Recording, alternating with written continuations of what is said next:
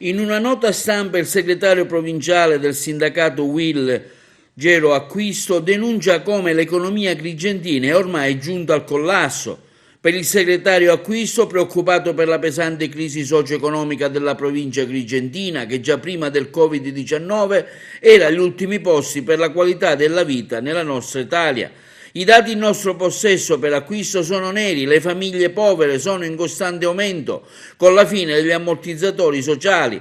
La situazione è sempre destinata ad aggravarsi ancora di più e nel mese di settembre si rischieranno le rivolte sociali. D'altronde per Acquisto anche il ministro Lamorgese ha paventato questo pericolo. Ecco perché, malgrado la stagione estiva, i governi nazionali e anche quello regionale devono trovare delle soluzioni che possono tranquillizzare le famiglie. Noi come sindacato siamo pronti ad ascoltare e a dare il massimo appoggio, ma bisogna trovare delle cure immediate. Qui il rischio è che molte aziende ed esercizi commerciali chiudano i battenti con la conseguenza perdita di numerosi posti di lavoro.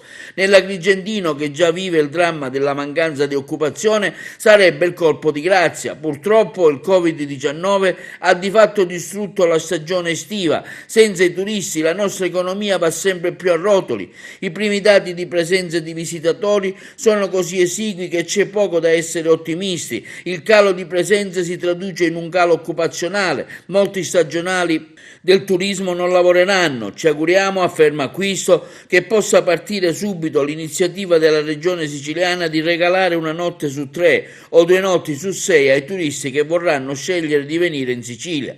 Sarebbe una spinta importante in vista del mese di agosto, ma anche di settembre. Questo 2020, afferma Acquisto, doveva essere l'anno della consacrazione turistica per via dei 2600 anni di Agrigento. Il Covid-19 è arrivato per distruggere tutto. Adesso però servono delle risposte immediate per evitare lo sfascio di tante famiglie, per evitare che altri giovani lascino questa terra. Non possiamo più rimanere inermi nel vedere questo stato di cose.